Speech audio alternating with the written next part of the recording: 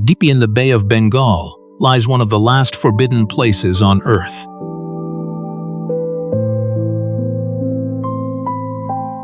An island where approaching the shore is illegal.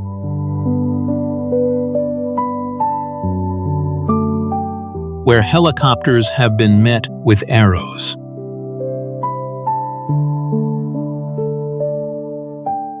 Where fishermen, missionaries, and intruders have vanished or died trying to make contact.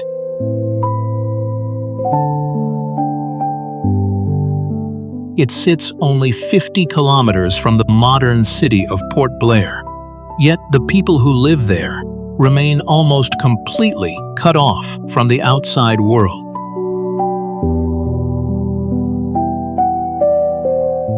No roads, no electricity, no internet, no known written language.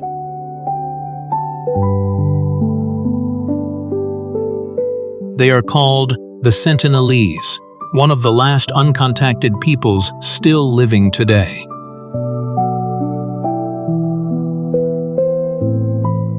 For generations, they have defended their island with bows, spears, and iron-tipped arrows, rejecting nearly every attempt by the modern world to reach them.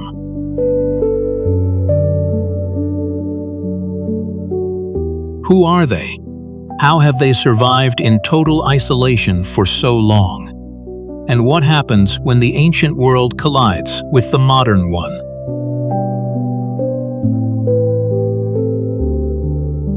This is the story of North Sentinel Island.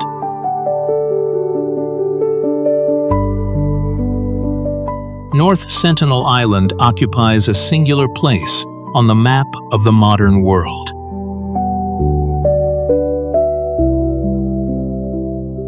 Set deep within the Bay of Bengal, it stands as the westernmost outlier of the Andaman Archipelago, positioned between roughly 20 and 31 miles from Port Blair, the regional capital on South Andaman Island.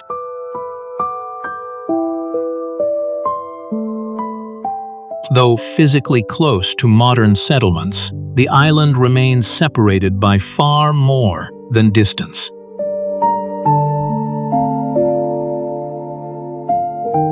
It covers approximately 60 square kilometers, almost identical in size to Manhattan.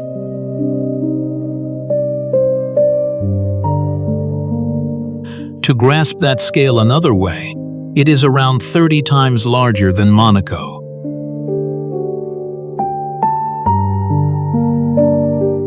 If North Sentinel were a sovereign microstate, it would rank among the smallest nations on Earth.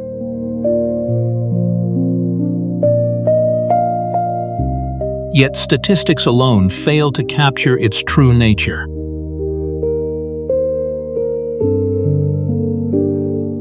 From above, the island appears as a dark green mass, surrounded by pale reefs and bright water.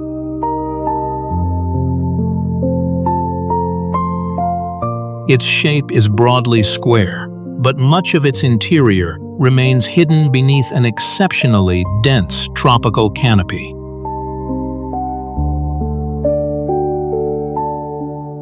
In many areas, the vegetation is so thick that even aerial observation and satellite imagery struggle to reveal what lies below.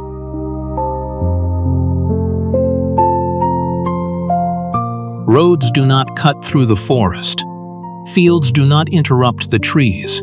No visible urban footprint breaks the landscape.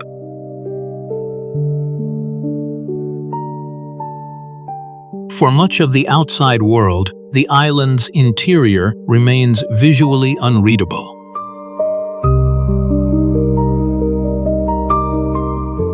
Nature itself forms the first line of defense around North Sentinel.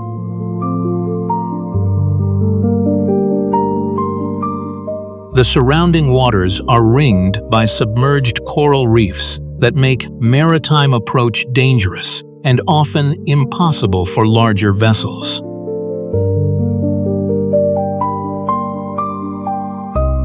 These reefs have long shielded the island from easy access, turning geography into protection.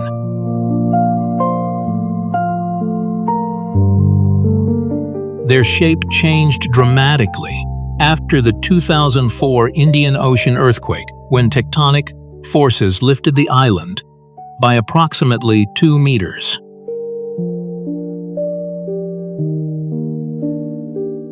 Coral shelves once hidden beneath the tide rose into open air. Shorelines shifted. Fishing grounds and tidal zones were permanently altered.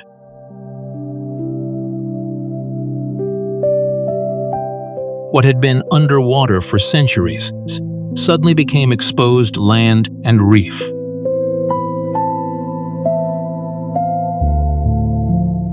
Further inland, the terrain rises gradually toward the center, where 2 prominent high points reach roughly 122 meters, or about 400 feet above sea level.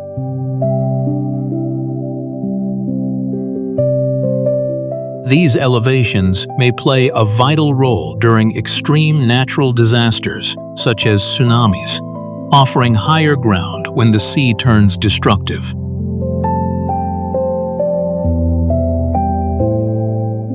Although North Sentinel lies in a tropical zone, it differs from many nearby islands in important ecological ways.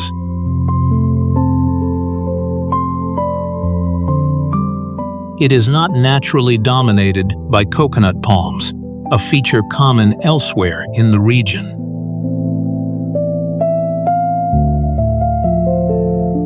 Instead, it supports an indigenous ecosystem shaped largely without sustained outside interference for countless generations.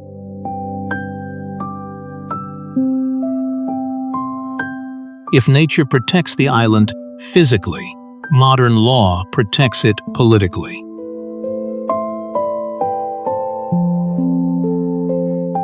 In 1956, the Indian government designated North Sentinel as a tribal reserve under the Andaman and Nicobar Islands Protection of Aboriginal Tribes Regulation Act.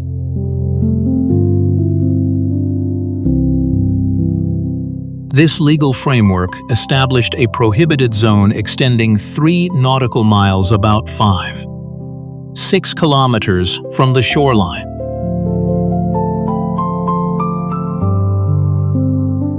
In some administrative contexts, broader buffer distances have also been referenced to further reduce intrusion.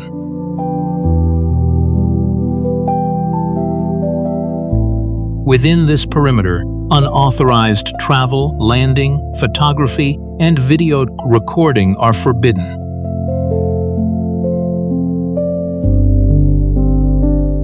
Enforcement is active rather than symbolic.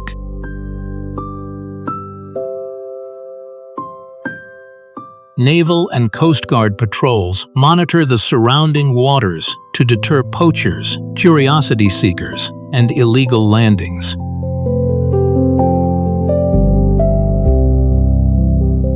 This creates one of the most unusual sovereignty arrangements in the world.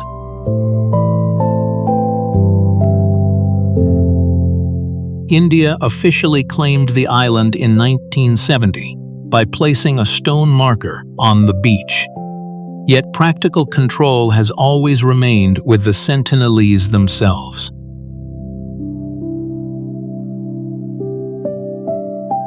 They do not recognize the authority of the Indian state, nor do they participate in its institutions.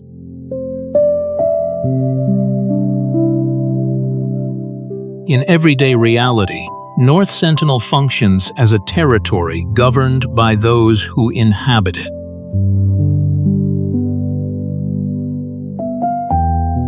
The Indian response has largely been summarized as eyes on, hands off, observe from a distance, intervene only when necessary, and avoid direct contact.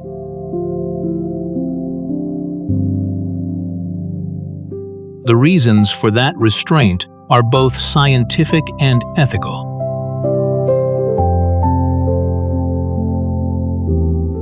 Long isolation means the Sentinelese likely possess little or no immunity to many common outside illnesses.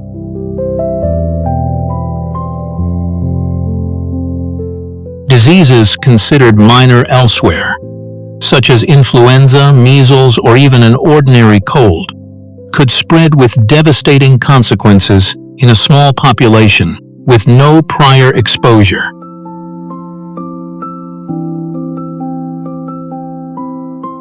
A single careless encounter might trigger an irreversible demographic collapse.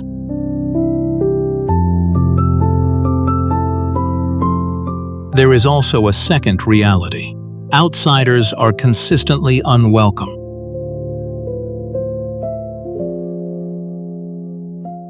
Historical encounters have shown that intrusions are often met with immediate resistance.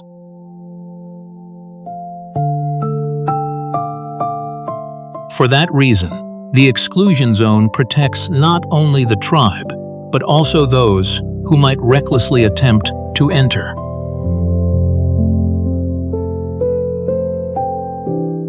By preserving strict boundaries, the modern world has chosen an uncommon path. Not conquest, not assimilation, but distance.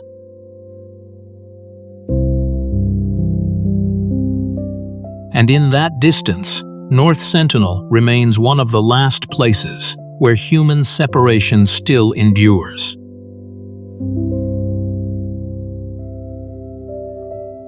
For most of the modern world, health is often linked to hospitals, pharmaceuticals, industrial food systems, and advanced technology.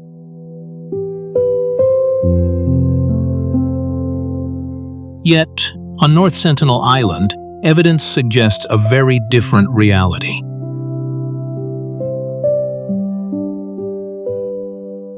Beyond the protected shoreline lives a community that appears to sustain itself through older biological rhythms, movement, natural food sources, and complete separation from many of the pressures that define modern life.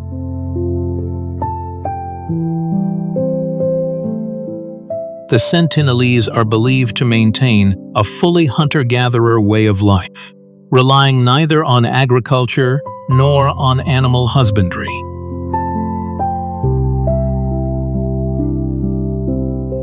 There is no indication of cultivated fields, domesticated livestock, or stored industrial food.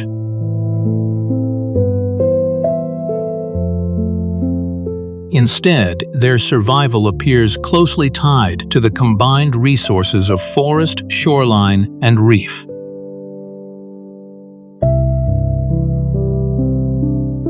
Every meal must be gathered, hunted, or harvested directly from the environment around them.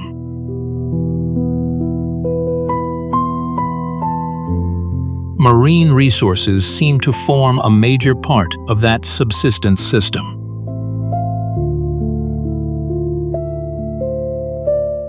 Observations made during distant surveys suggest that large portions of their daily caloric intake may come from the sea.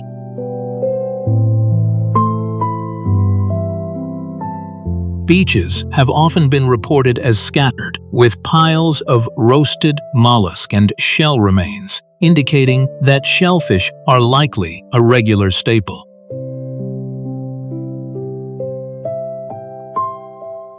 Crabs and other shoreline creatures can be collected by hand during low tide, while shallow waters provide access to additional resources.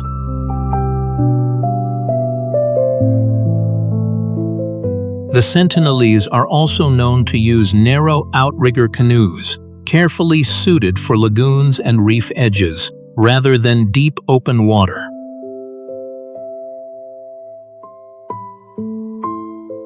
From these vessels, they are believed to hunt fish, turtles, and possibly other larger marine animals, using bows, spears, and handcrafted weapons.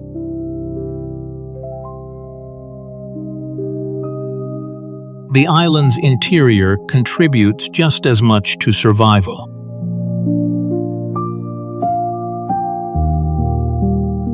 Dense forest likely provides wild birds, edible fruits, roots, honey, and seasonal plant foods.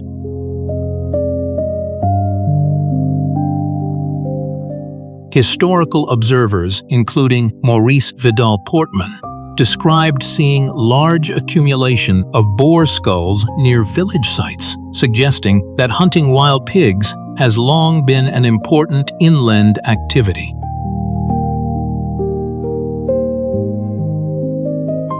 Such hunts would require skill, coordination, and effective weapons.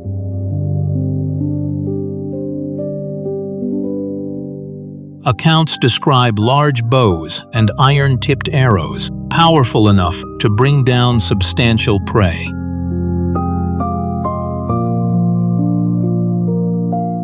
Taken together, this pattern reveals a broad-spectrum diet rather than dependence on any single food source.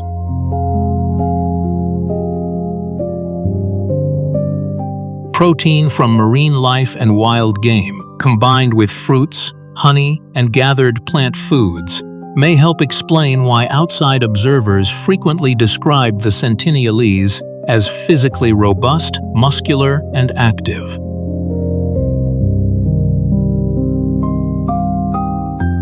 These descriptions are based only on visual encounters rather than medical examination, yet they have been consistent across decades of reports.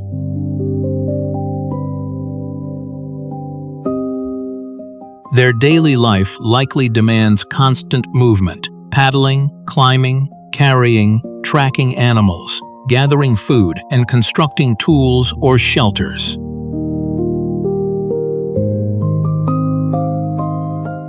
In many societies, exercise is scheduled.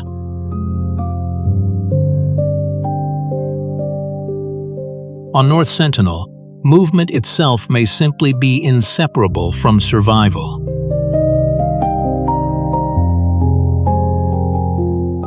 What the modern world often seeks through gyms and health programs may emerge there as a natural consequence of everyday life.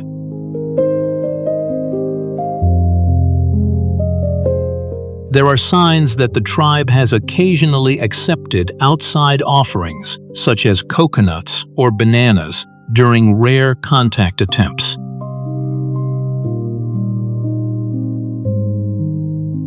However, these foods do not appear central to their traditional system and are better understood as temporary additions rather than necessities.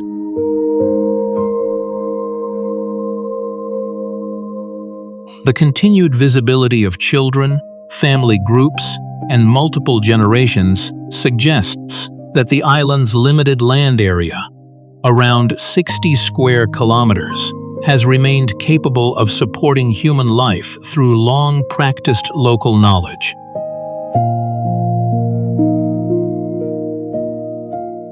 This is the paradox North Sentinel presents: a people with no farms, no supermarkets, no medicine, and no modern supply chains, who nevertheless appear to endure through a self-sustaining relationship with land and sea.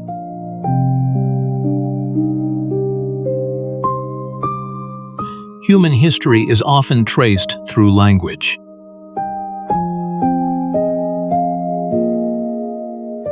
Words preserve memory, transmit knowledge, and reveal how a people understand the world around them.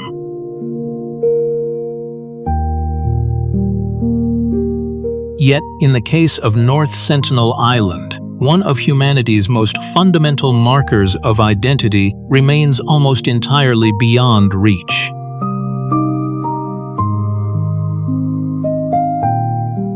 The language of the Sentinelese is considered one of the greatest unresolved mysteries in modern linguistics.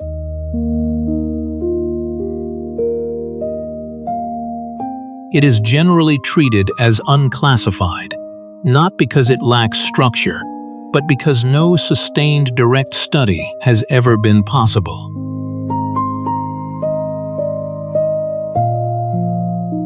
Unlike many endangered languages that leave behind recordings, dictionaries, or written fragments.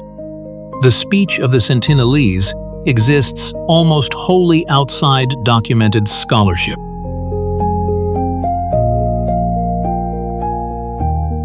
No outsider has lived among them long enough to learn even its most basic grammar or vocabulary.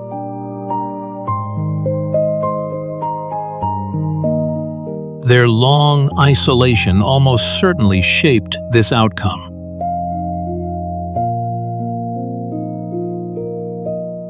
Separated from mainland populations and even neighboring island communities for immense stretches of time, the Sentinelese language appears to have developed along its own path.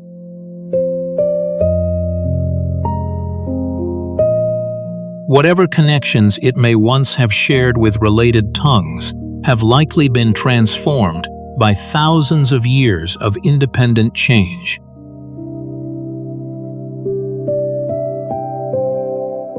As a result, communication attempts with nearby Andamanese groups have repeatedly failed.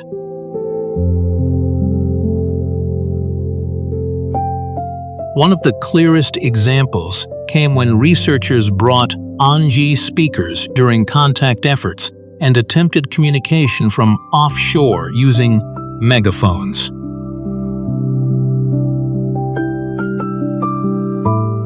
The hope was that some ancient linguistic overlap might survive between the communities.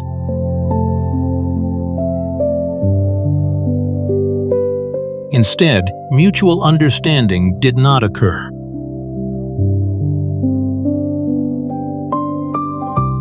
The Anj participants reportedly could not interpret the shouted words or gestures directed from the beach, and described the speech as unfamiliar and hostile in tone.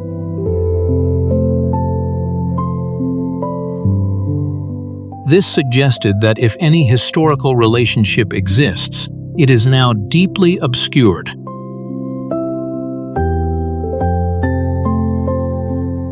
A rare moment of possible insight emerged during the 1991 expedition involving Dr. Madhumala Chattopadhyay, who had knowledge of several Andamanese languages.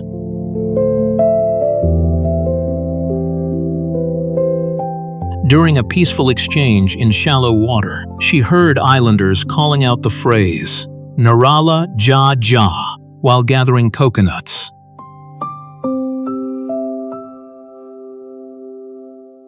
She noted a phonetic resemblance to an Anj expression that could be interpreted as "more and more coconuts."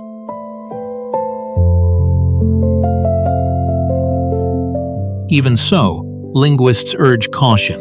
A handful of similar sounds cannot establish shared language ancestry.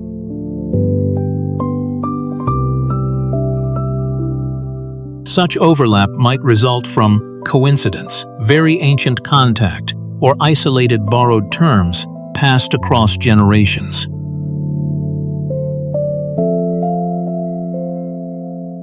Many specialists therefore suspect that Sentinelese belongs on its own distinct branch within the broader Andamanese linguistic family, though this remains provisional.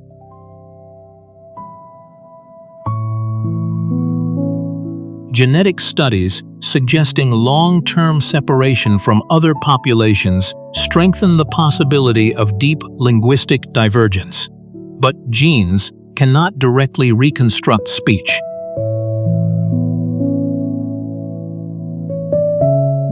Only language data can do that, and such data does not exist.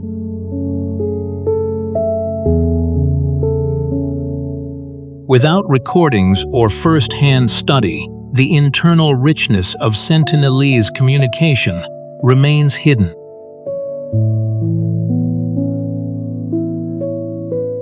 Anthropologists observing from a distance can only note speech appears animated and is paired with expressive gestures, coordinated movement, and shifts in tone.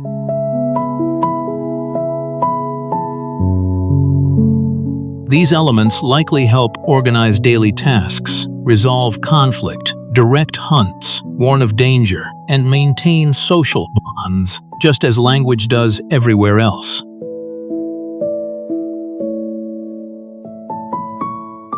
For now, the Sentinelese tongue survives in a rare state almost unknown in the modern world. Spoken living and continuously used, yet effectively absent from archives, dictionaries, and formal study.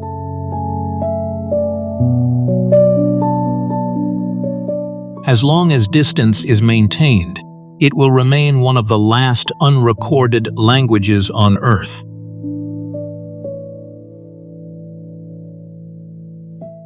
Most mysteries surrounding North Sentinel involve distance. A shoreline no one can cross, a language no one can study, a society seen only in fragments.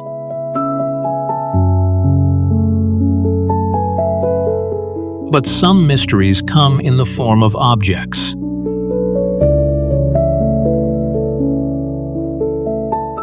On rare occasions, a single artifact can raise more questions than years of observation ever answer.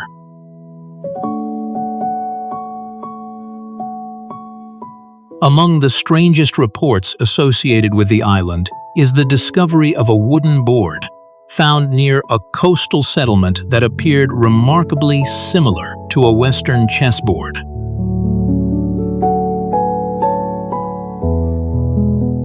According to descriptions, the object measured roughly 52 centimeters by 30 centimeters and displayed 64 alternating squares arranged in a precise 8 by 8 grid.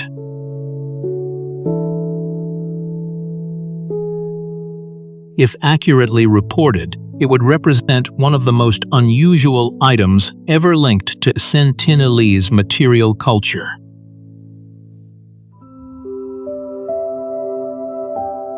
The reason this attracted attention is simple.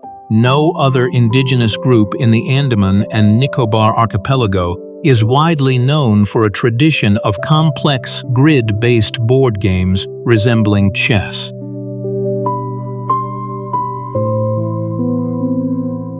Because of that, the presence of such a geometric pattern on North Sentinel seemed difficult to explain.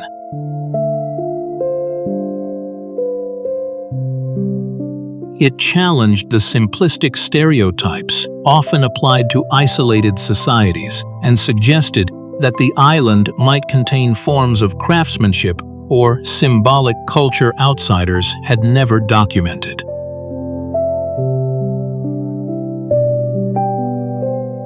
One possible explanation is that the board was made by the Sentinelese themselves.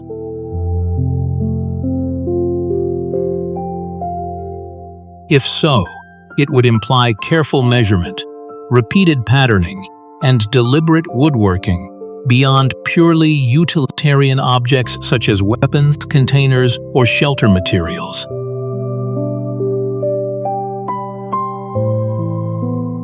The community is known to repurpose metal recovered from wreckage and coastal debris, meaning they may have had access to blades or cutting tools capable of finer carving.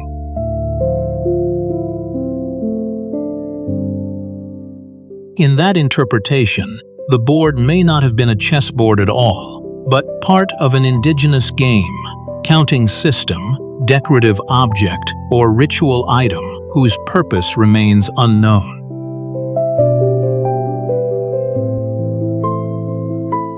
A second explanation is far more practical. The object may simply have drifted ashore from the sea.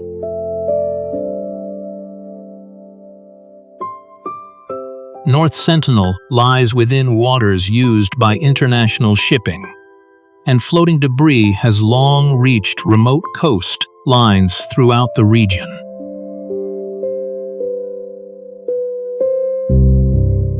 Under this theory, the board was originally made elsewhere and later collected by islanders as a useful or curious item.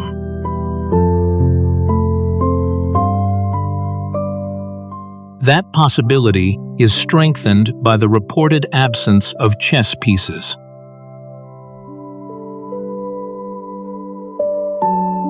Without matching pieces, the board would be difficult to use for the game it resembles, and may instead have served as raw material, decoration, or storage surface.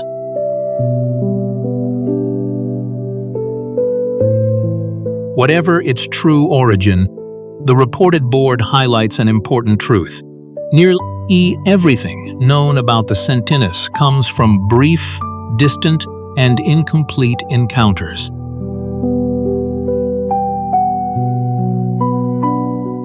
A single object observed from outside can be interpreted in many ways, especially when there is no opportunity to ask the people who used it.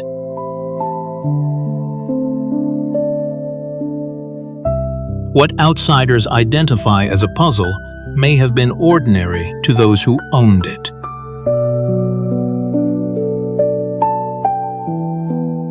The so-called chessboard mystery, therefore, says less about certainty than about limits.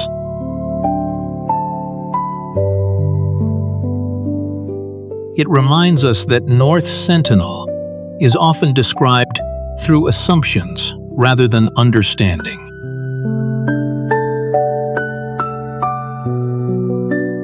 Beneath the forest canopy may exist traditions, tools, and meanings never recorded by the wider world.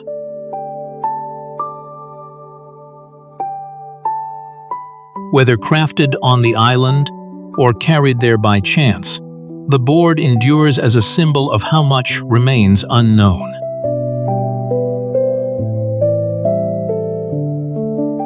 For thousands of years, North Sentinel existed beyond written history, known only to those who lived there and to the sea around it.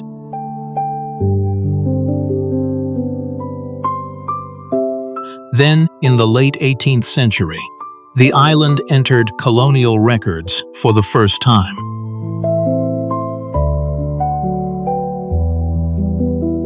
It was a brief encounter, but one that marked the beginning of a long and troubled relationship between isolation and intrusion.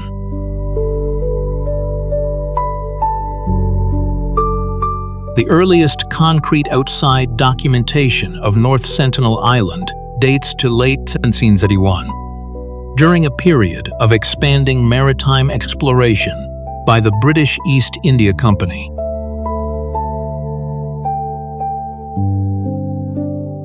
John Ritchie, a hydrographic surveyor working for the company, was traveling aboard the vessel Diligence when his ship passed the island at night.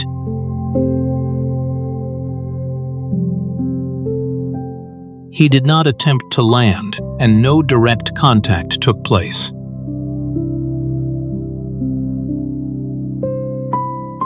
Yet, what he observed from offshore became historically significant.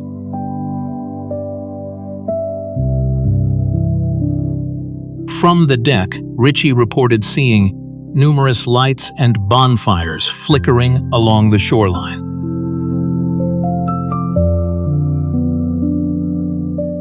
These fires strongly suggested that the island was inhabited and likely supported an established population.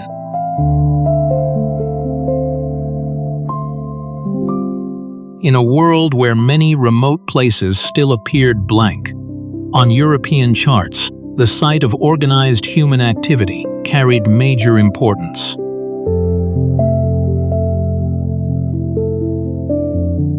It confirmed that North Sentinel was not an empty island, but a settled homeland.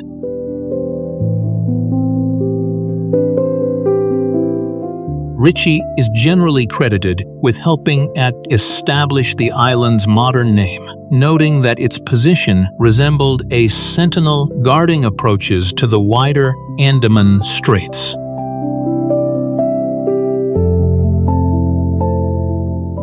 Though brief, his account placed the island into colonial navigation records and awakened outside curiosity that would persist for generations.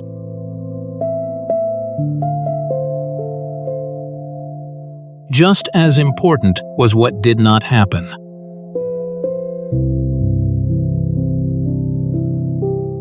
Ritchie remained at sea rather than forcing a landing.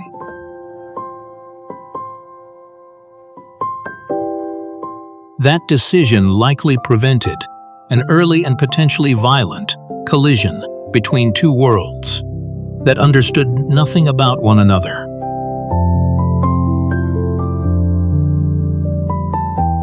For the moment, the fires on the beach were simply observed from a distance, and the island returned to silence.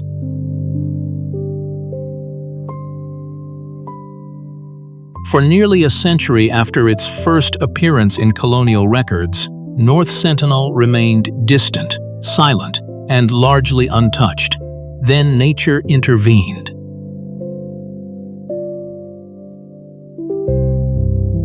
A storm at sea would force more than 100 strangers onto its shores and trigger one of the earliest violent encounters ever documented there.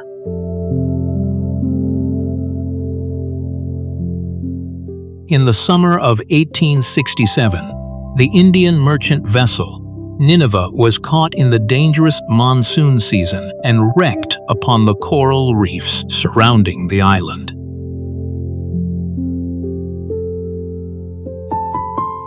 The ship carried 106 passengers and crew.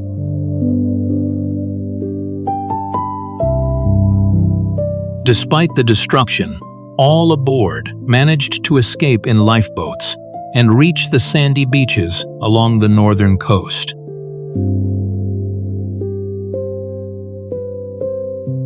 Suddenly, a remote island that had resisted approach for generations found itself hosting an unexpected human landing.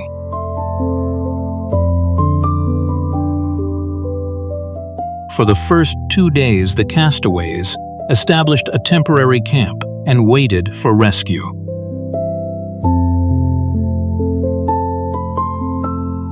During that time, they reported no immediate contact with island inhabitants and began to believe the land might be unoccupied.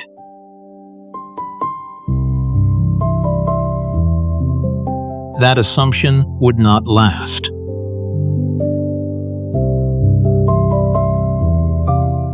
On the morning of the third day, a group of Sentinelese warriors reportedly emerged from the tree line and launched a coordinated assault.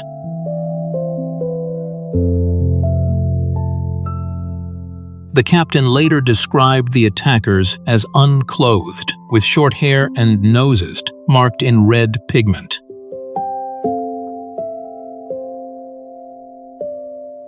He also recorded shouted sounds that he rendered phonetically as pa-no, one of the very few fragments ever claimed from their still unclassified language.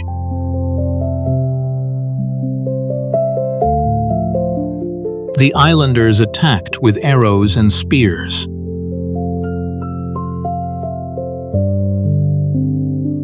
Most striking to outside observers was the claim that some arrows were tipped with iron.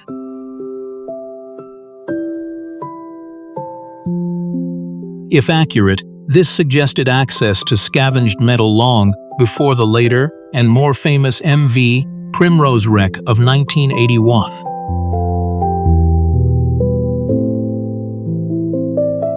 It implied that the Sentinelese may have been recovering useful materials from earlier shipwrecks or coastal debris for generations.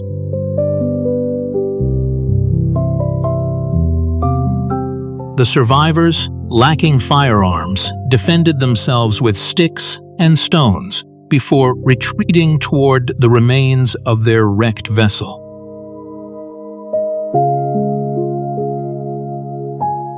Using its wooden structure as cover, they held out against repeated volleys until a British Royal Navy steamship finally arrived and rescued them.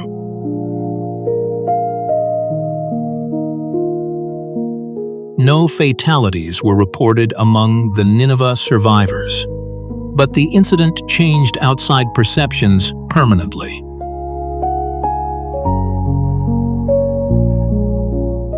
To colonial authorities, North Sentinel became known as a hostile island.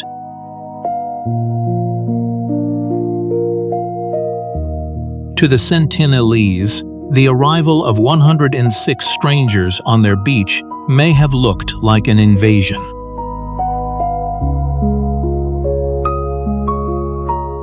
From that point forward, future approaches would carry armed escorts, suspicion, and fear on both sides.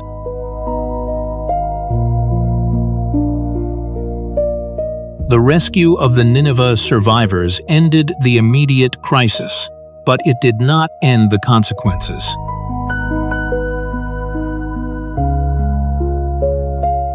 In colonial minds, North Sentinel was no longer simply a remote island on a map.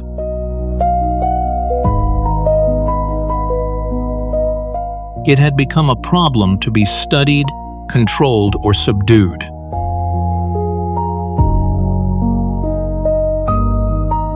What followed in the decades after the shipwreck would deepen the cycle of fear between outsiders and the people who called the island home.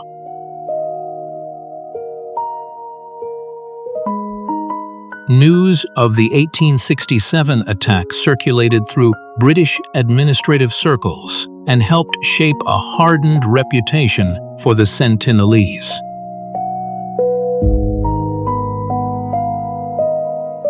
Reports emphasized aggression, danger, and unpredictability.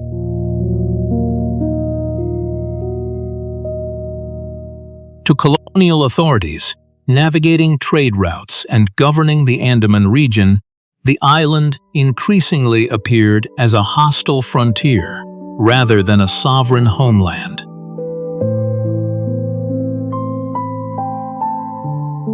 The earlier image of distant shoreline fires had now been replaced by arrows, resistance, and unanswered questions.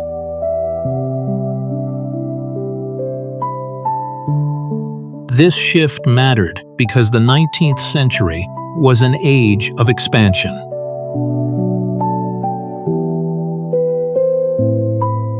Across the world, imperial powers sought to chart coastlines, classify peoples, and bring remote territories under formal influence.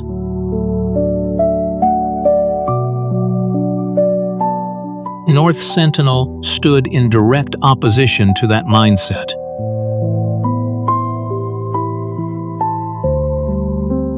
It resisted landing, denied communication, and offered no obvious path to administration.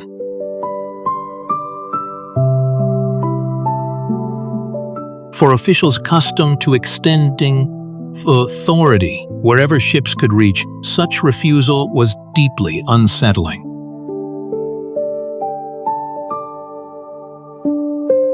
As a result, later expeditions approached the island with far greater caution.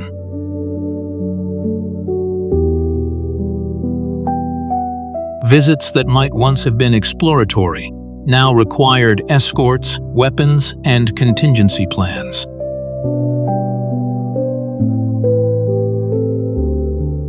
The possibility of violence was assumed before any landing began.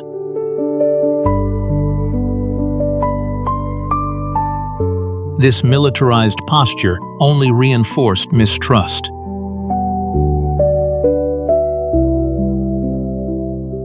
To outsiders, the Sentinelese seemed dangerous because they resisted contact.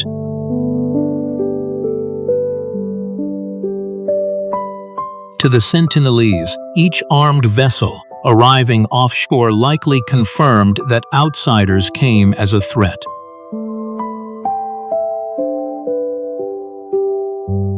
The Nineveh incident also drew attention to the islanders' resourcefulness. Accounts describing iron-tipped arrows suggested a people capable of adapting foreign materials to local needs.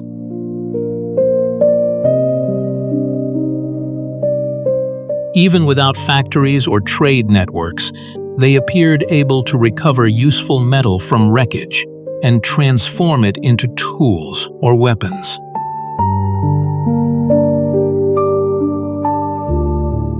This challenged simplistic colonial stereotypes that portrayed isolated communities as technologically static or helpless. The Sentinelese were not passive relics. They were active decision-makers, selecting what served them and rejecting what did not.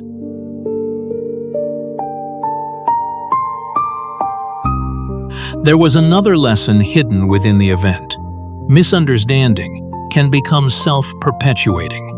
The castaways of the Nineveh likely saw themselves as desperate survivors seeking refuge.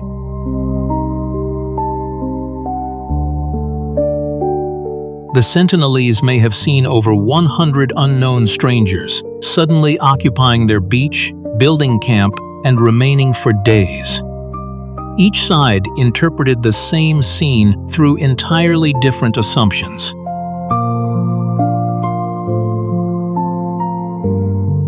Once violence began, those assumptions hardened into narrative. In later years, colonial reports often described North Sentinel through the language of menace.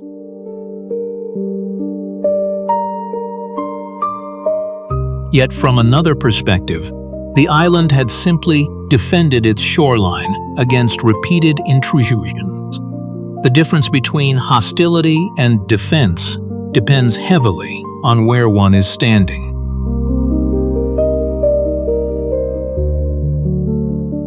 By the end of the 19th century, North Sentinel had acquired a reputation that would shape every future encounter.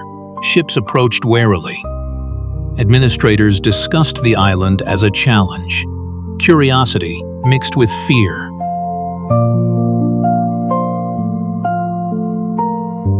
And on the beaches themselves, the Sentinelese remained what they had always been, a people determined to decide for themselves who, if anyone, would be allowed to land.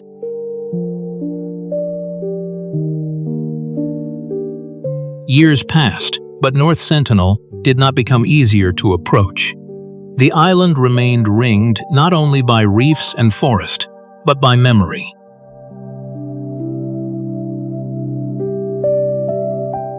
For colonial authorities, every new incident seemed to confirm that its shores would not quietly accept strangers. In 1896, the island became linked to another grim episode, connected to the Port Blair penal colony.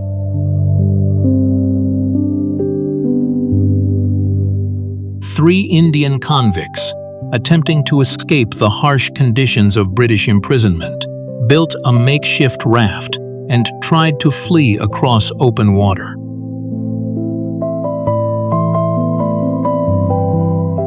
Carried by currents, they drifted roughly 20 nautical miles toward North Sentinel Island. The journey proved deadly before land was even reached.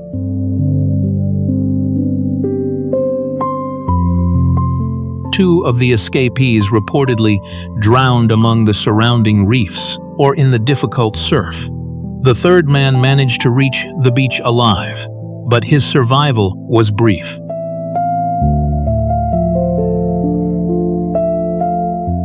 Several days later, a British search party landed on the southern side of the island to investigate the missing prisoners. There, they reportedly found the body of the remaining convict lying on the sand.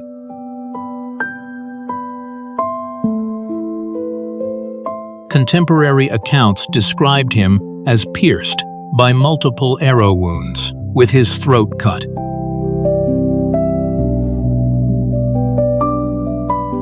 Whether every detail was recorded accurately is impossible to verify today, but the meaning drawn by colonial officials at the time was immediate and unmistakable. The island remained closed to outsiders.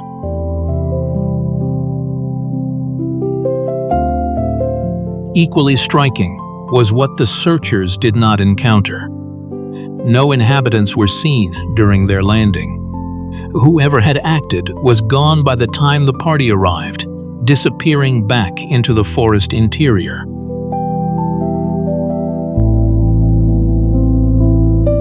To British observers, this reinforced the image of a people who could strike quickly, defend their shoreline, and vanish before retaliation was possible.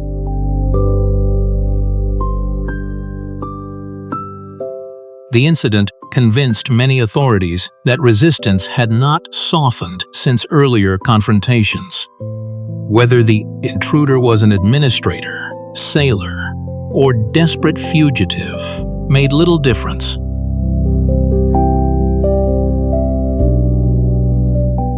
North Sentinel's message appeared consistent. Unauthorized landings would not be tolerated. After this, major recorded interference declined for decades.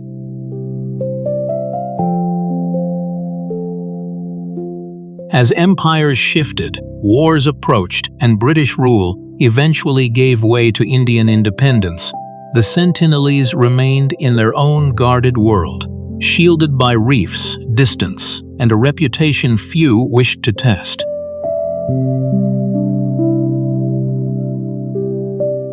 By the late 20th century, the modern world had crossed oceans, entered space, and connected continents by satellite.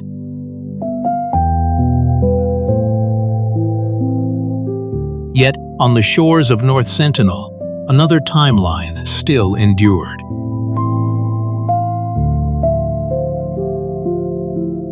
Then, in 1981, a single storm drove a steel giant into that older world and changed the island forever.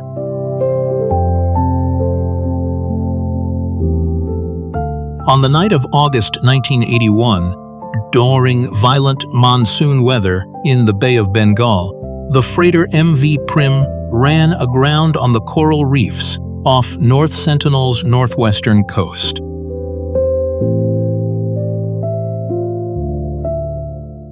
It was a large commercial vessel, described in records as weighing somewhere between 16,000 and 30,000 tons.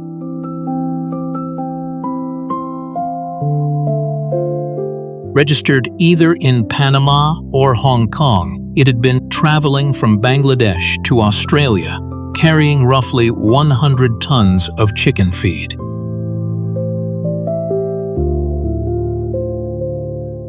On board were 31 crew members, many of Chinese and Burmese origin.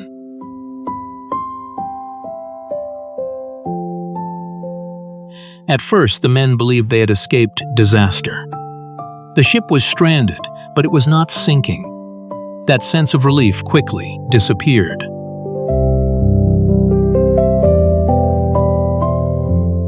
When daylight came, crew members looking toward shore saw figures emerging from the forest.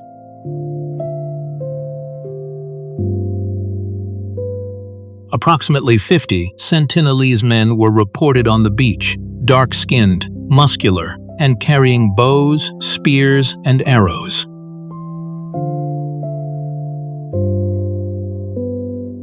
The stranded sailors watched as the islanders began preparing narrow outrigger, canoes, and wooden craft.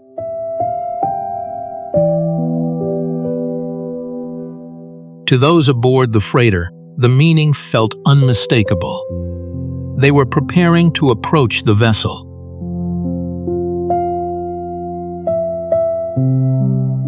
The Primrose sat trapped in shallow water about 1,000 feet from land.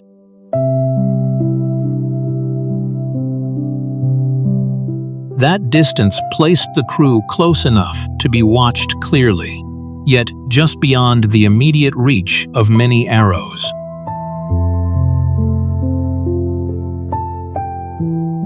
It created a terrifying balance, too near for comfort, too far for easy escape.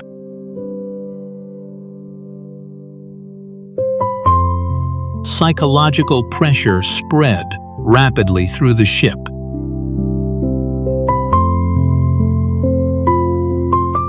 Captain Liu Chung-long sent urgent distress messages to company offices in Hong Kong.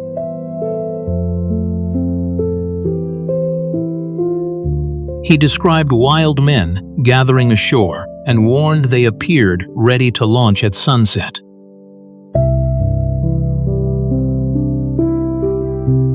In perhaps the clearest sign of the crew's fear, his first appeal reportedly focused not on evacuation, but on weapons.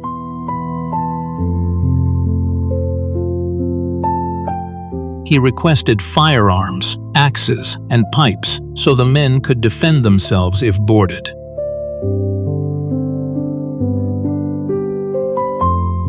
He believed their lives could not be guaranteed once weather conditions improved.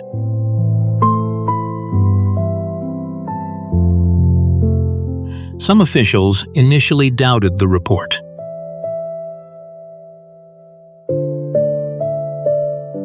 But the Indian Navy treated the situation seriously and began organizing assistance.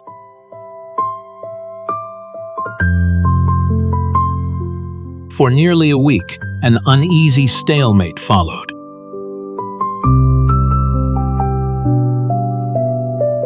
Ironically, the same storm that had wrecked the Primrose now protected those aboard it.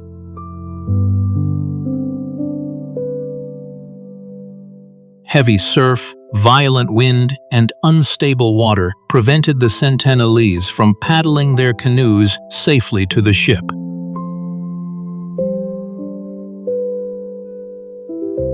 Gusts also disrupted arrow fire, sending shots off course before they could reach the hull.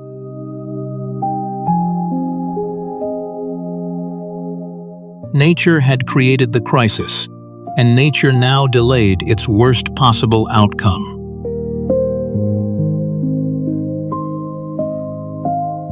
Eventually, rescue was arranged by helicopter.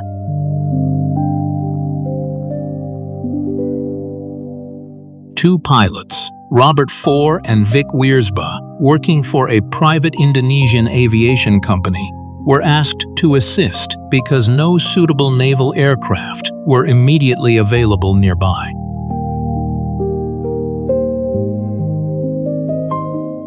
Flying in hazardous conditions with minimal clearance, they evacuated all 31 crew members to Port Blair in 3 separate trips.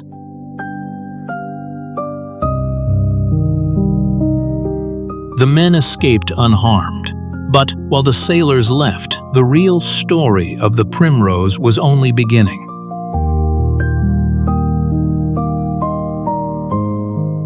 The abandoned freighter remained stranded on the reef for years.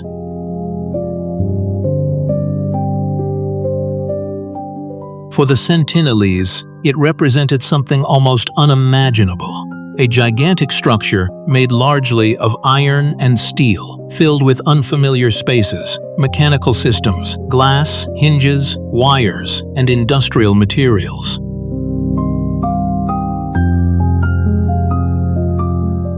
Anthropologists later suggested the wreck may have functioned as a localized technological revolution, an accidental delivery of resources no isolated island community could naturally produce.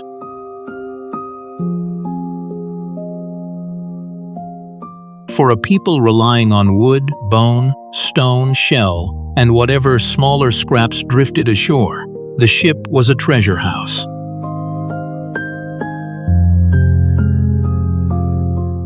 Entering it may have felt as strange as a modern person stepping inside an alien craft.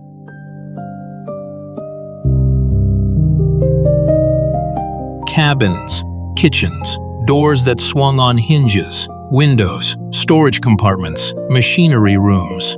Objects ordinary to sailors would have belonged to an entirely different reality on North Sentinel.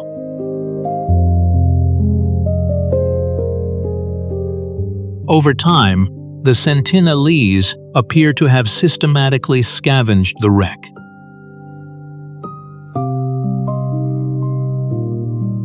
Lacking furnaces or industrial forging, they likely used cold-working methods to detach useful pieces of metal.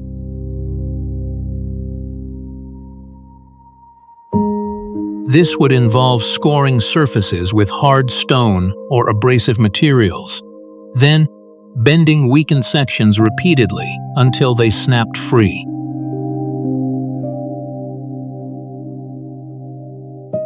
Once separated, flat strips could be sharpened against stone into cutting edges, arrowheads, spear points, or scraping tools.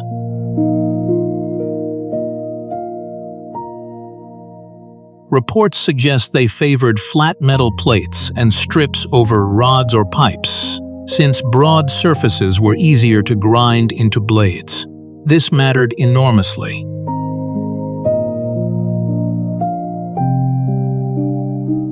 Traditional bows and spears paired with industrial-grade steel points would be far more penetrating and durable than earlier materials.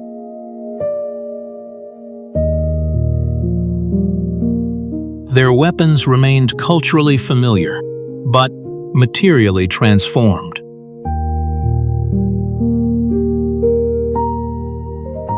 In this sense, the Primrose did not modernize the Sentinelese. It did something more subtle.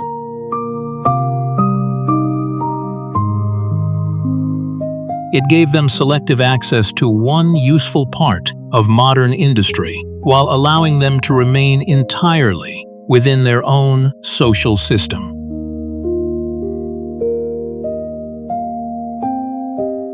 They did not adopt engines, navigation charts, electricity, or shipping. They adopted metal on their own terms.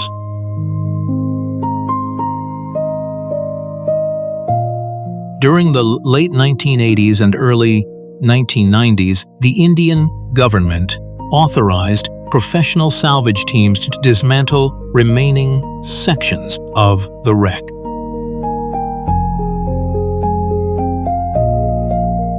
This created a rare and uneasy period of relative calm.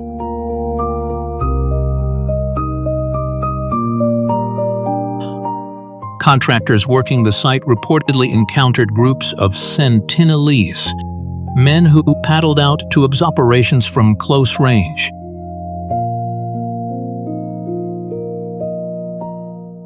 To reduce tension, workers are said to have offered bananas as a form of informal peace tax.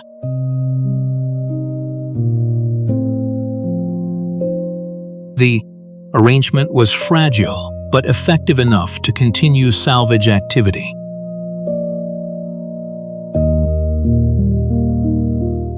Islanders reportedly climbed onto sections of the wreck, examined cut metal, and watched machinery at work.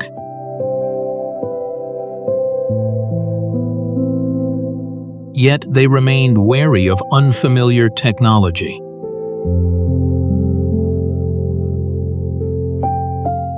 One repeated reaction stood out.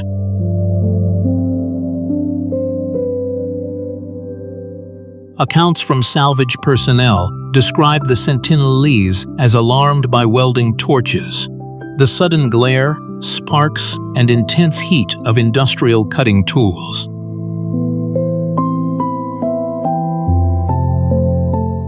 To people who had never seen such equipment, the spectacle may have appeared dangerous or supernatural.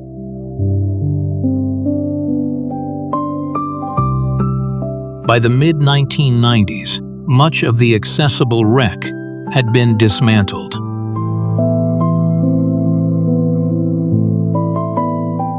What remained slowly rusted and sank into the reef.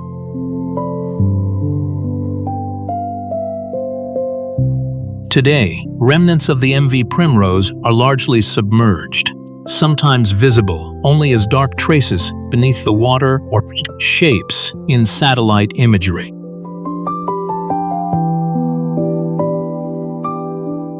Its legacy, however, did not disappear. The metal taken from the ship likely entered daily life for years or generations afterward.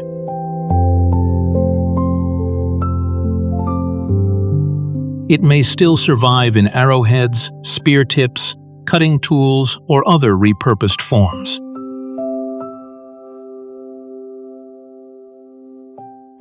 Few events in Sentinelese history can be tied so clearly to a material transformation.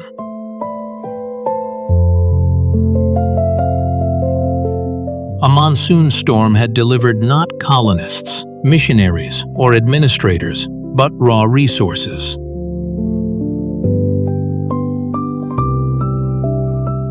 And that may explain why the primrose remains one of the most extraordinary encounters ever recorded there.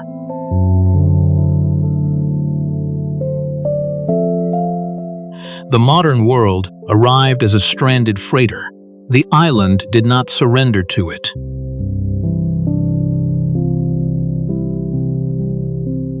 Instead, it dismantled it piece by piece, turning foreign steel into the tools of continued independence.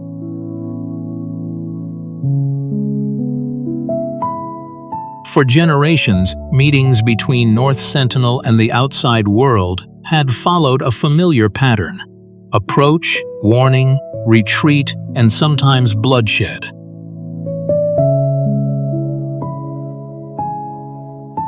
Then, in 1991, something happened that few believed possible.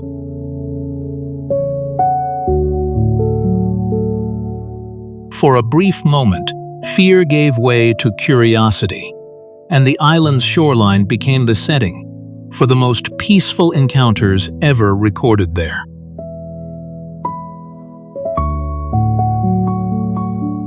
The year marked a rare breakthrough in the long history of contact attempts with the Sentinelese.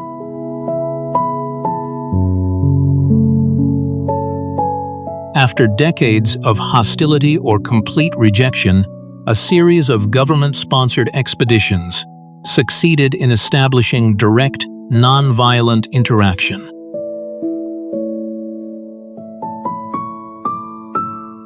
On January 4, 1991, an anthropological team of 13 people arrived offshore in a small craft.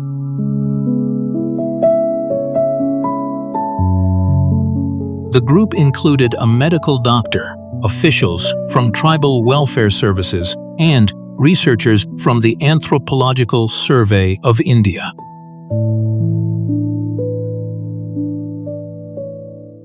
Among them was Dr. Madhumala Chattopadhyay, whose presence proved especially significant.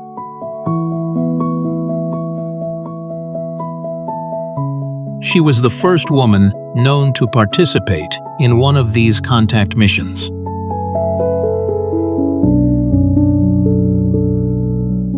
Some researchers believed this may have altered how the Sentinelese interpreted the group.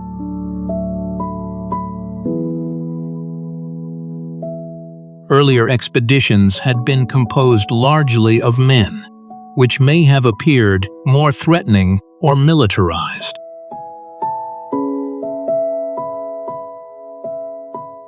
The inclusion of a woman may have signaled a less aggressive intent.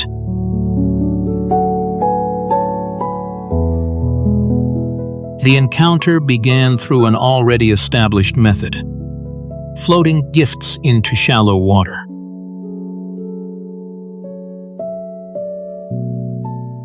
Coconuts, highly valued because they do not naturally grow in abundance on the island, were drifted toward shore for collection.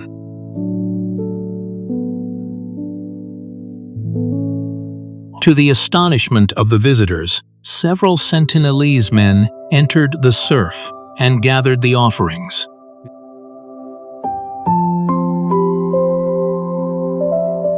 During the exchange, observers heard repeated calls rendered as Narala Jaja.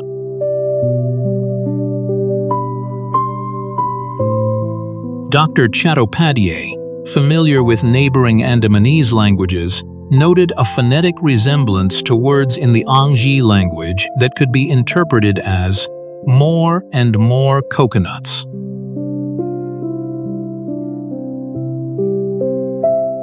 Whether the translation was exact remains uncertain, but the moment suggested at least a fleeting linguistic bridge between worlds usually separated by silence.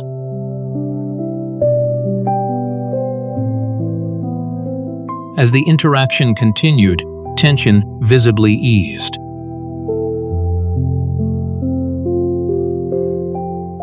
For the first time in recorded history, Sentinelese individuals approached closely enough to take coconuts directly from the hands of researchers rather than collecting them only after retreat.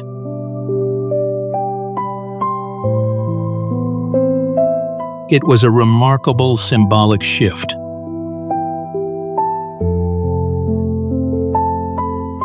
A people known for rejecting contact had chosen, however cautiously, to come within arm's reach.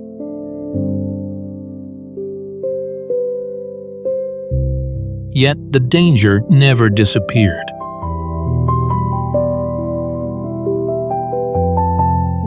At one point, a young Sentinelese man watching from shore reportedly rose and aimed a drawn bow at the visiting party.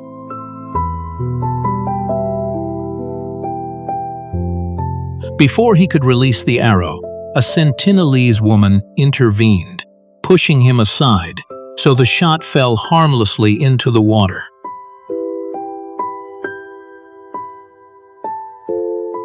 To outside observers, the act was extraordinary.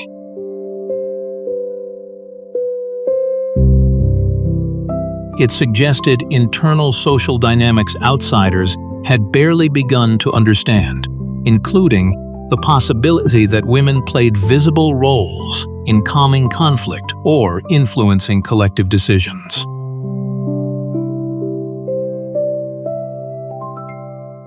After this interruption, the mood stabilized again, and gift exchange continued without violence.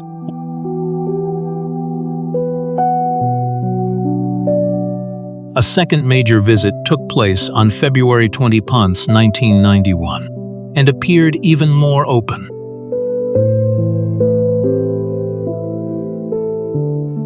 This time, Sentinelese men reportedly entered the water without visible weapons.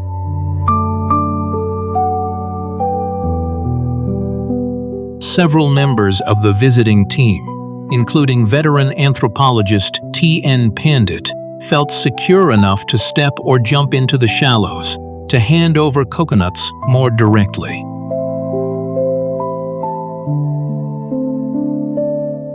During this encounter, photographers and videographers captured some of the closest images ever taken of Sentinelese men, women, and children.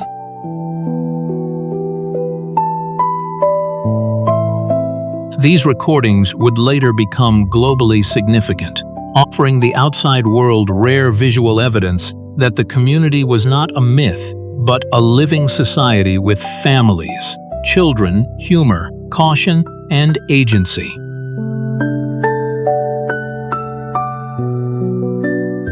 One small accident illustrated how unusual the atmosphere had become.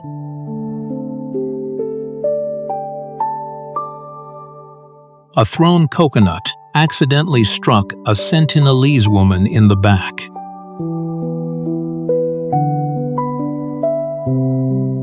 In earlier eras, such a mistake might have provoked immediate retaliation.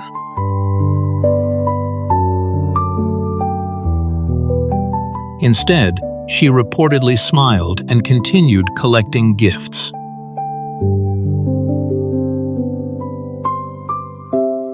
For the visitors, it seemed to signal a temporary level of trust almost unimaginable in previous decades.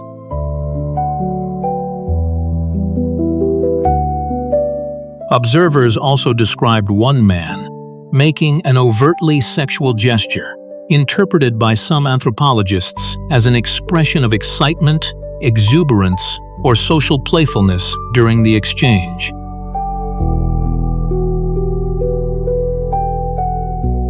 As with many cross-cultural observations, the true meaning remains uncertain.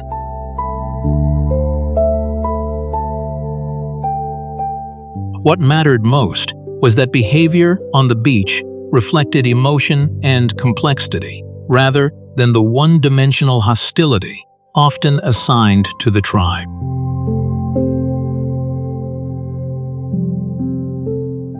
Still, boundaries remained absolute.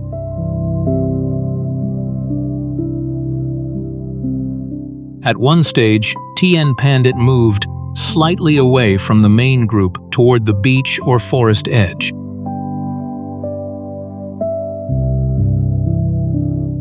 A young Sentinelese man reportedly looked at him, drew a knife, and made a clear throat-cutting gesture. The warning was unmistakable.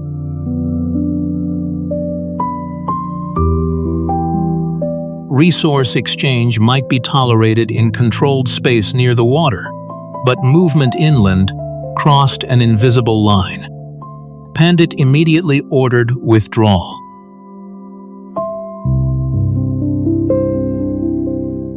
He understood that acceptance was conditional, limited, and fragile.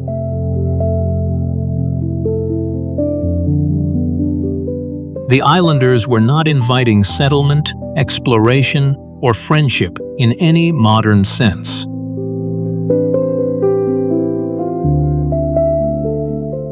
They were permitting a narrowly managed interaction on terms they controlled.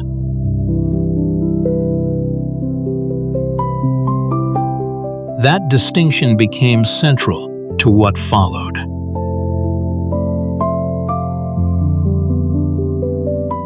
Although the 1991 encounters changed public perception, showing the Sentinelese as complex human beings rather than caricatures of violence, they also raised urgent ethical concerns.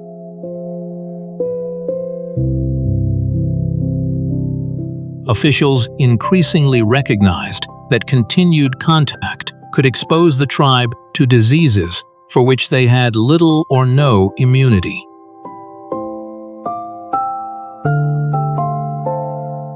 Even a common respiratory infection might have catastrophic consequences for a small, isolated population.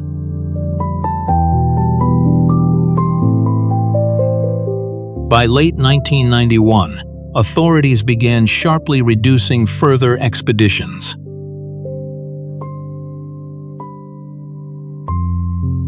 TN Pandit, who had spent roughly 24 years pursuing peaceful contact, retired in 1992.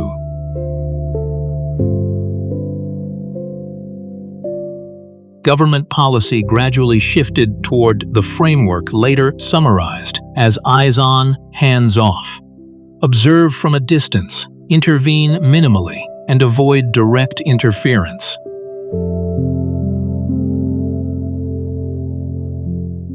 Formal gift-dropping missions ended by 1996.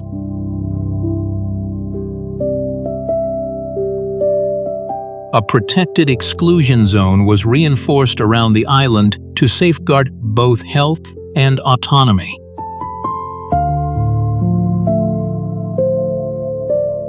The 1991 meetings therefore remain unique in human history.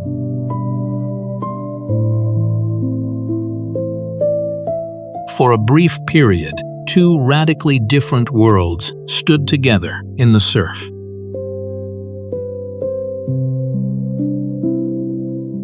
They touched the same coconuts, exchanged glances and gestures, tested trust, and then separated again without bloodshed.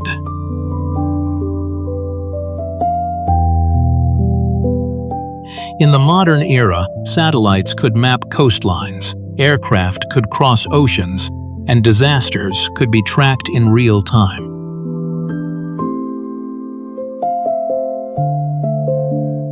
Yet, when one of the deadliest natural catastrophes of the century struck the Indian Ocean, North Sentinel responded not with technology, but with knowledge carried across generations.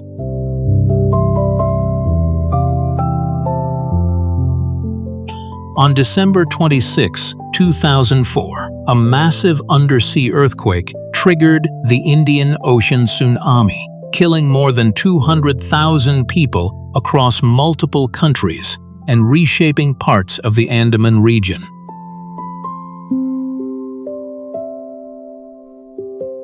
North Sentinel Island was also permanently altered.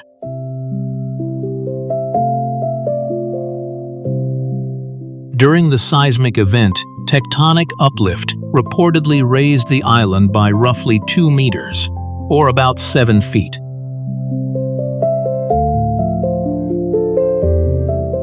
Coral reefs that had remained submerged for centuries were suddenly exposed above the waterline.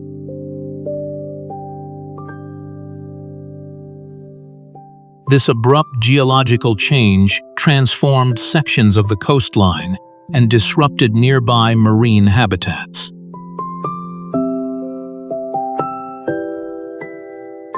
Traditional foraging zones, fishing areas, and shallow reef ecosystems used for crabs, shellfish, and other resources were likely affected.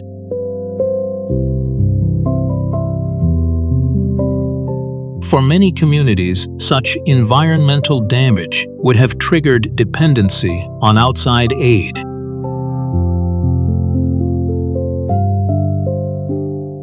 The Sentinelese appear to have survived without it.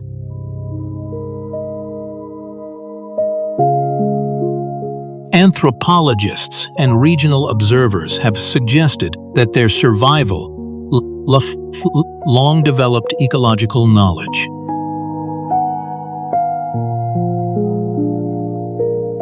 Many indigenous coastal societies recognize warning signs before tsunamis, including unusual animal behavior or the sudden retreat of the sea.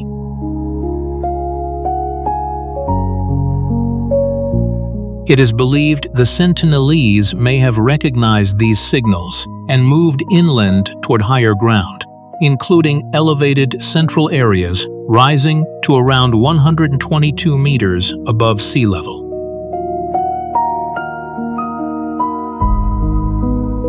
To assess whether emergency assistance was needed, the Indian government sent Coast Guard helicopters to conduct aerial reconnaissance.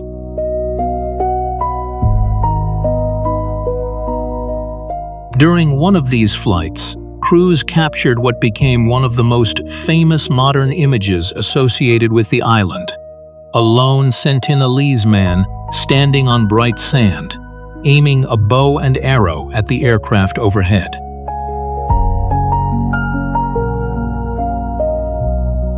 The gesture was unmistakable.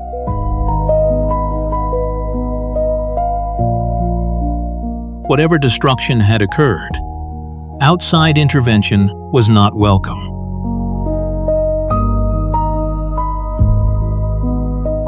Officials interpreted the scene not simply as hostility, but as evidence that the community remained active, organized, and physically capable.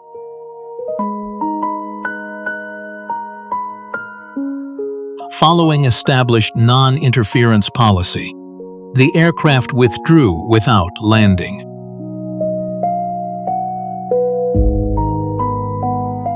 Later observations suggested the population remained healthy, with visible children and pregnant women among groups seen from the air.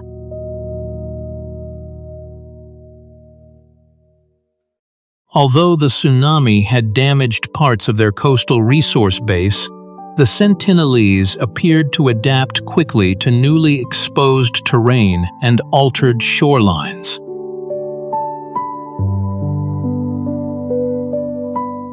For the Indian government, the conclusion was clear. The tribe had endured one of the century's greatest disasters without modern rescue, reinforcing the belief that their best chance of survival remained continued isolation.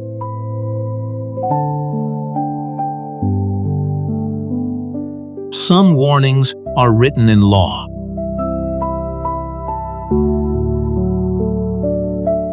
Others are written in reputation.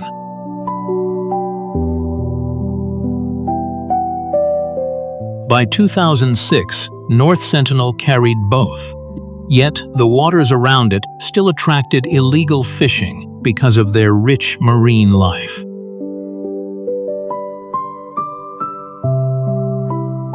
That combination of greed, carelessness, and forbidden territory would end in tragedy.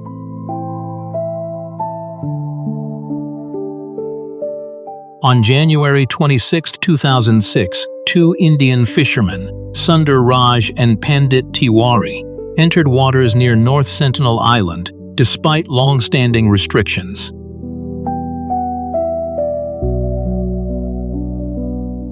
Reports indicated they were illegally harvesting valuable marine resources, such as mud crabs and sea cucumbers in the nutrient-rich coastal zone where lobsters and other sea life were also abundant.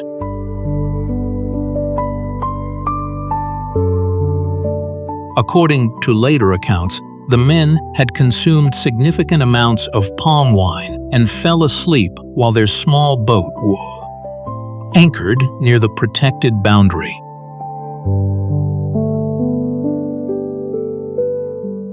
Their anchor was reportedly improvised, a heavy rock tied with rope.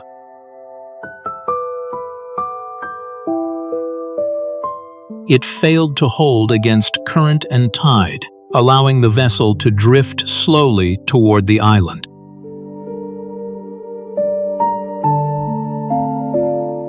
Other fishermen and regional observers are said to have noticed the danger and shouted warnings, but the two men did not respond.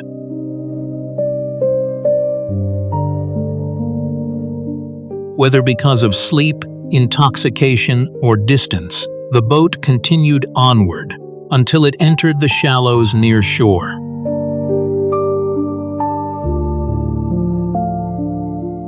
There it was intercepted by Sentinelese islanders.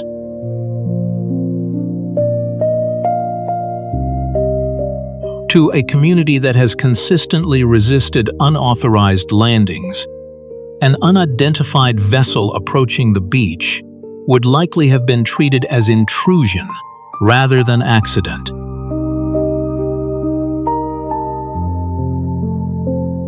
The two fishermen were killed with arrows, spears, or other weapons. Some reports also mentioned hatchets, though details varied.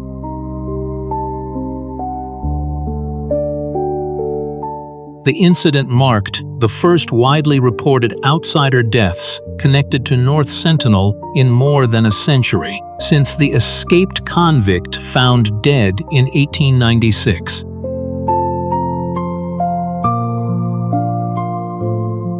The fisherman's boat was reportedly taken ashore, and the bodies buried in shallow graves on the beach.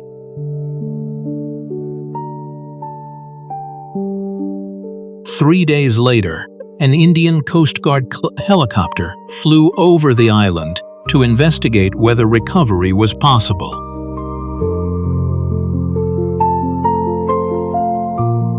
As it approached, islanders responded aggressively with arrows and stones, forcing the aircraft to remain at safer altitude.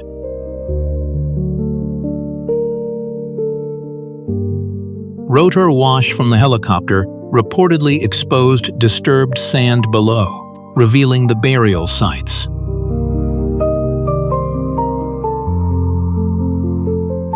Some aerial images were interpreted as showing the captured boat and bodies positioned visibly near shore, though later retellings sometimes amplified or disputed specific details.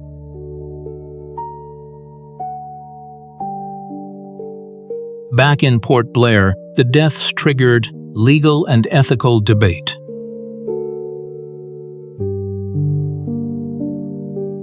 Families sought justice and compensation.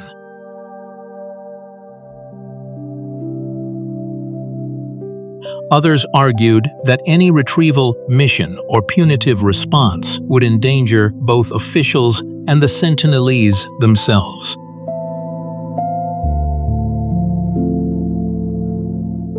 Advocacy groups emphasized the tribe's right to remain undisturbed.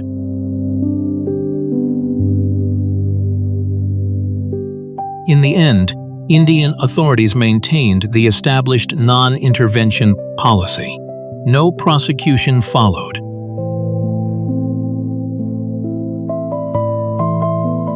The reasoning was practical, as much as legal. Enforcing outside law on the island risked violence, and disease, while the tribe had acted against people illegally entering protected waters.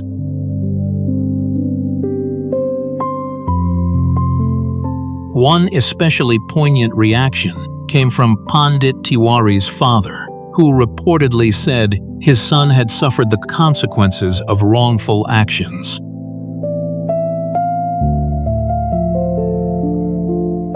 The episode reinforced a stark reality.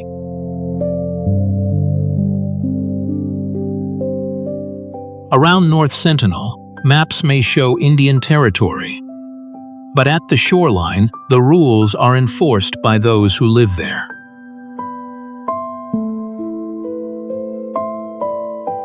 By the 21st century, North Sentinel was no longer merely a remote island.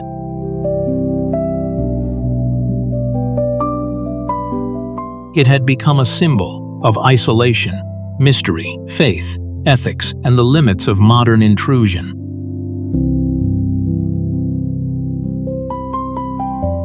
In 2018, that symbolism drew one man across the sea, convinced he had a mission greater than law, danger, or history.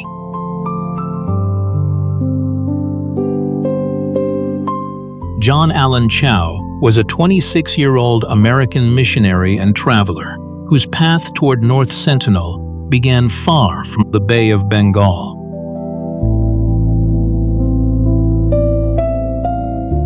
Raised within evangelical Christian culture in the United States, he became deeply focused on so-called unreached peoples, communities believed to have had little or no exposure to Christianity.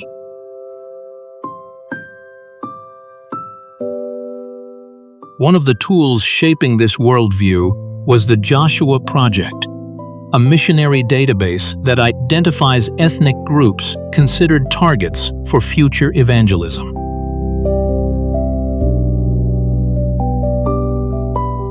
Within that framework, the Sentinelese were often portrayed as one of the last remaining frontiers.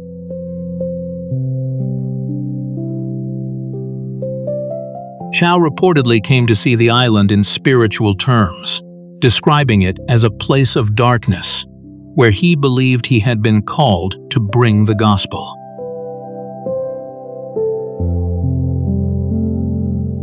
His preparation reflected that conviction.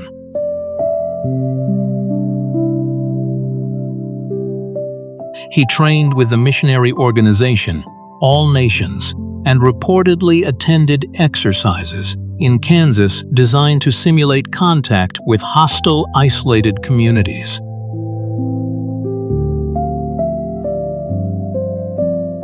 During these mock scenarios, actors played aggressive tribespeople, carrying fake spears and shouting invented language to test psychological resolve.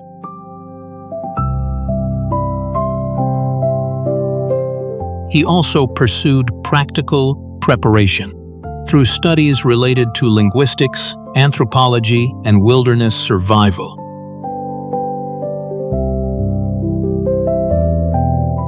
He researched nearby Sentinelese peoples and the history of previous encounters with North Sentinel.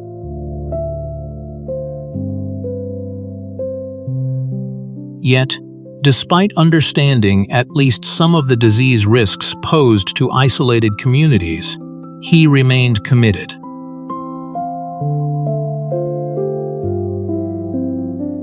Friends and family reportedly expressed mixed feelings, especially his father. But Chow framed his journey through the tradition of missionary martyrdom.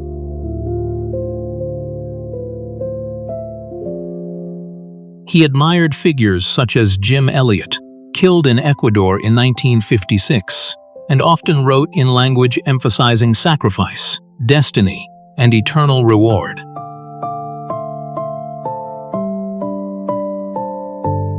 This mindset created a moral hierarchy in which state law, public health concerns, and the tribe's desire for isolation became secondary to what he believed was divine command.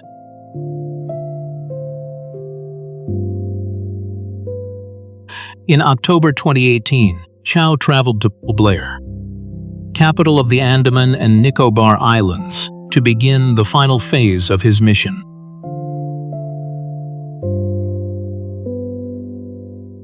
Aware that disease transmission was a real danger, he reportedly spent 11 days in voluntary isolation inside local lodging, trying to minimize the chance of carrying pathogens.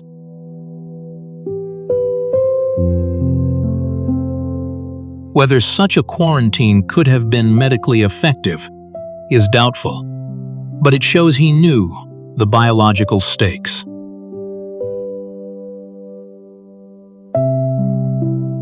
Unable to gain legal access, Chow turned to clandestine methods.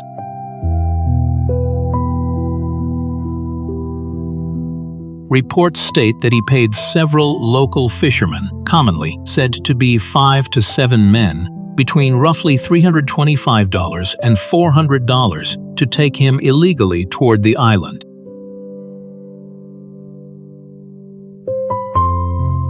On the night of November 14, they transported him by boat and towed his kayak near the northern coast, staying offshore to avoid Indian patrols.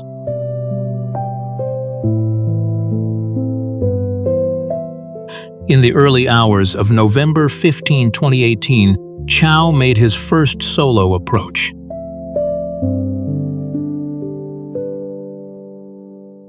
As he neared shore in the kayak, Sentinelese islanders reportedly emerged and responded with shouts, bows, and defensive gestures.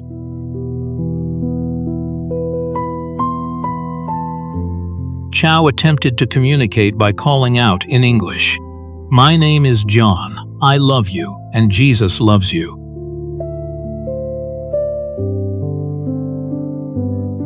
He offered gifts including fish, a football, scissors, and safety pins, items he believed might signal peaceful intent.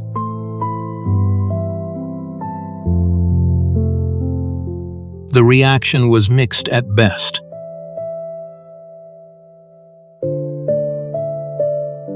Some fish were reportedly accepted, but shouting continued.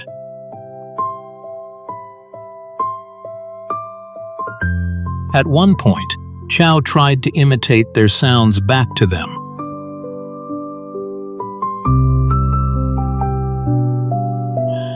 Witnesses later described laughter from the beach.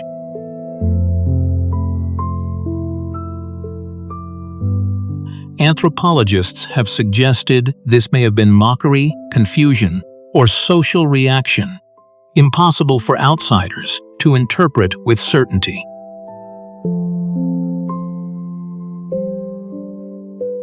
Then the encounter turned dangerous.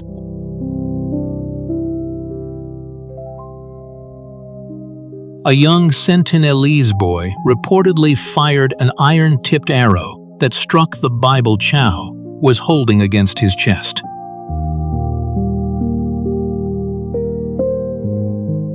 The projectile pierced the cover and pages but did not seriously injure him.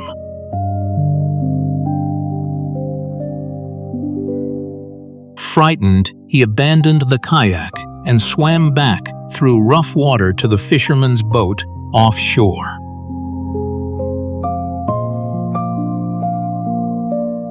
Safe again, Chow spent the following hours writing in his journal.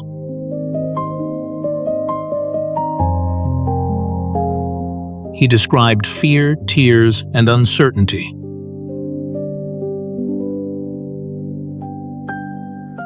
Yet he also interpreted surviving the arrow strike as a sign he should continue.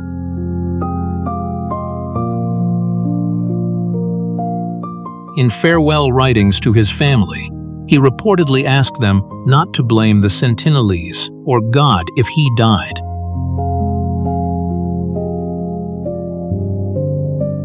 He instructed that his body should not be recovered and closed one entry with Soli Deo Gloria. To God alone be the glory.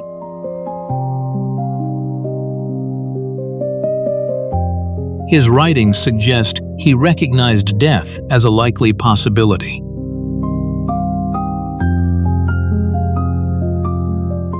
Nevertheless, he concluded the mission was worth the risk.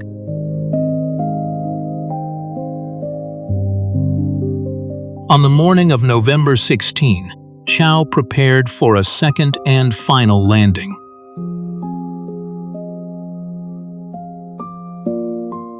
According to accounts from the fishermen, he removed most of his clothing and went in wearing only underwear, hoping to appear less threatening and more visibly human.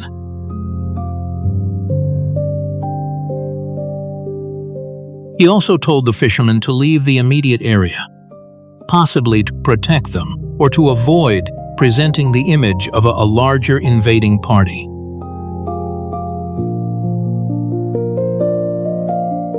They withdrew. When they returned the next day, November 17, they reportedly saw a grim scene from a distance.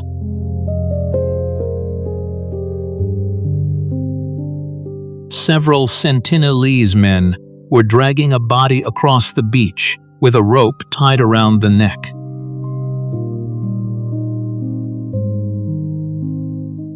Based on clothing and circumstance, they believed it was John Allen Chow.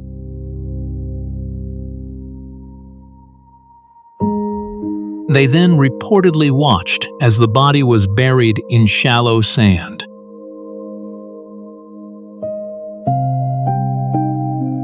News of the death rapidly became an international story.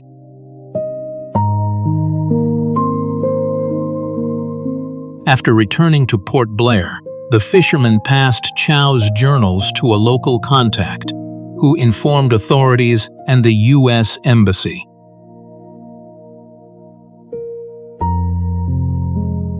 Indian police arrested several people connected to the illegal journey, including fishermen and facilitators.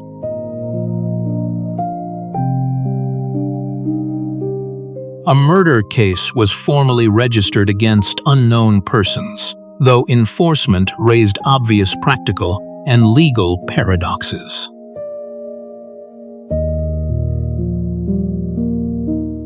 Could a tribe with no participation in Indian institutions be prosecuted under laws it neither recognizes nor understands?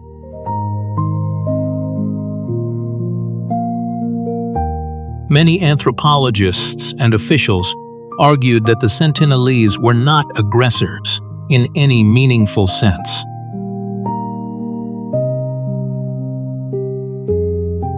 They were defending territory against a repeated intruder who had ignored warnings visible for generations.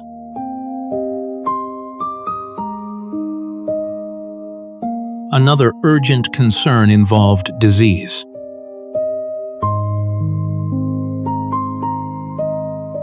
Chow's body and any objects left behind could expose the islanders to pathogens.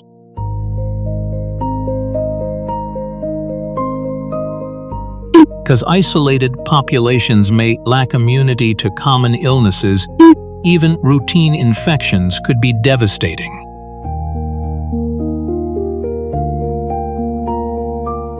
For this reason, authorities chose not to recover the body.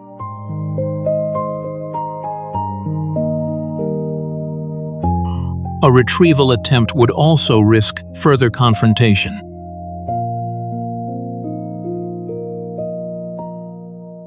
The decision was controversial, but consistent with long-standing policy.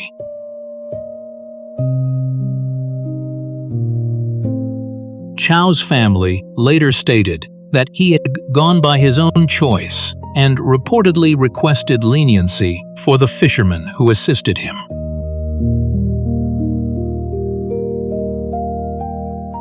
Reactions elsewhere were sharply divided.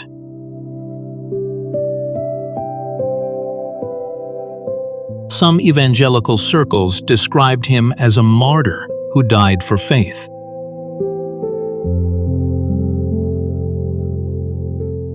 Many others viewed the expedition as reckless idealism that endangered one of the world's most vulnerable human communities.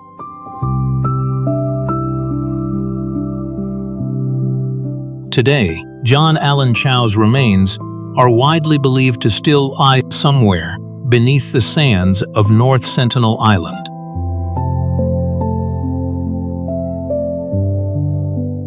His death became more than a personal tragedy.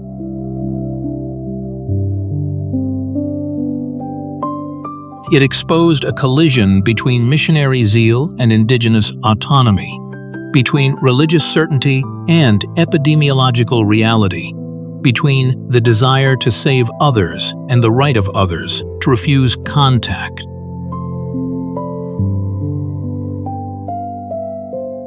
In the end, North Sentinel delivered the same message it has repeated for centuries.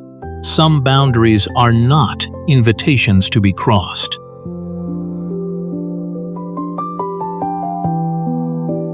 In earlier centuries, outsiders came to North Sentinel for empire, trade, religion, or survival.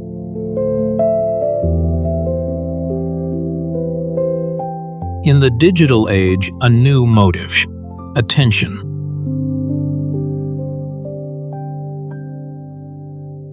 Cameras, algorithms, and online fame created a threat no one in the 18th century could have imagined.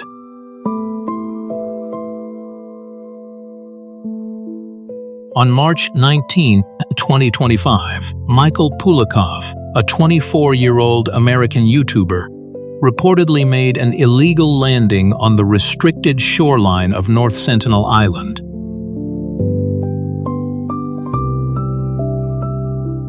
The act represented a serious breach of the long-standing non-contact policy intended to protect the Sentinelese from intrusion and disease.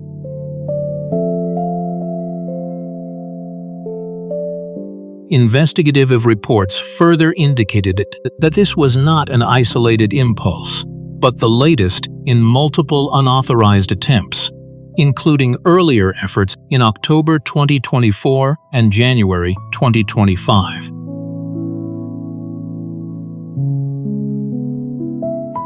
Using a small inflatable boat to avoid patrol detection, Pulikov is said to have reached the beach alone and remained there for approximately 5 minutes while filming the excursion for online content.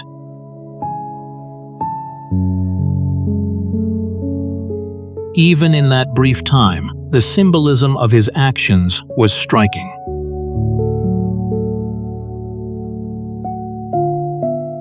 He reportedly left behind several objects as offerings, including a coconut and, most notably, a can of Diet Coke.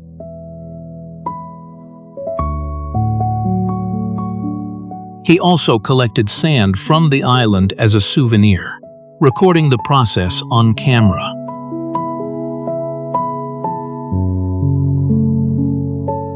To researchers and indigenous rights advocates, the episode reflected a disturbing, modern pattern: remote peoples and protected places being treated as props for internet notoriety.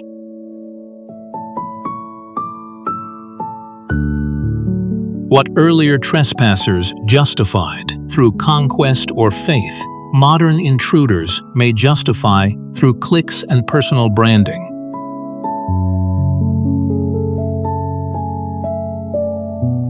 Although no direct physical contact with Sentinelese individuals was publicly reported, the danger remained substantial.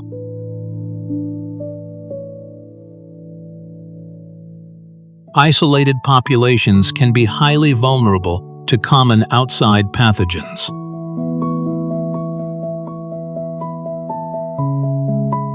Even a short visit, discarded waste, or contaminated objects could introduce viruses or bacteria with devastating consequences for a small community lacking prior exposure.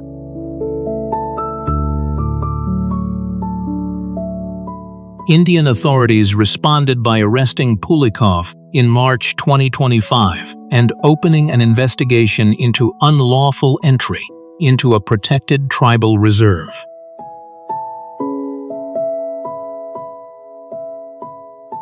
Under the Andaman and Nicobar Islands Protection of Aboriginal Tribes Regulation Act, such violations can carry significant prison penalties, including sentences of up to 5 years.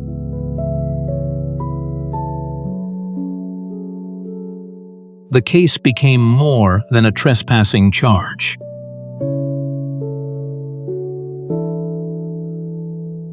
It was a warning about the ethics of the content economy.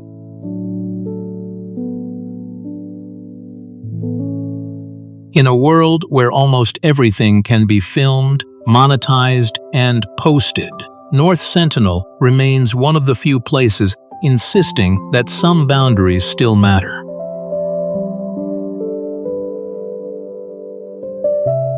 In the end, North Sentinel Island is not just the story of an isolated tribe. It is a clash between two visions of civilization.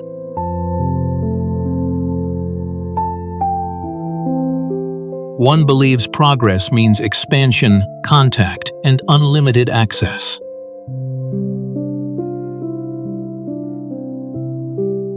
The other has endured for thousands of years through distance, refusal, and the fierce defense of its boundaries.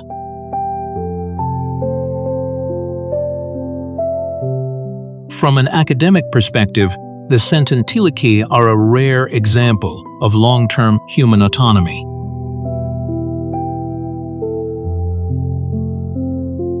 They demonstrate that human societies do not have to follow a single path called modernization.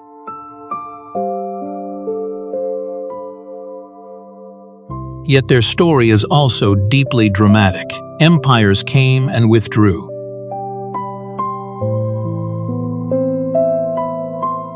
Shipwrecks brought steel, but not surrender.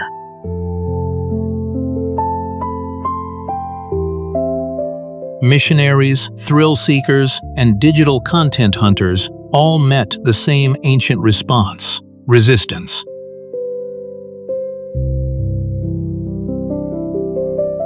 Their arrows are not merely weapons, but memories of disease, invasion, and the tragic fate suffered by many tribes consumed by the outside world.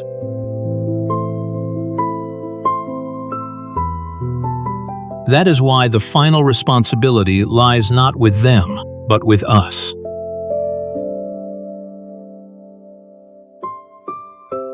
The wisest act may not be to reach North Sentinel, but to respect its right to remain untouched.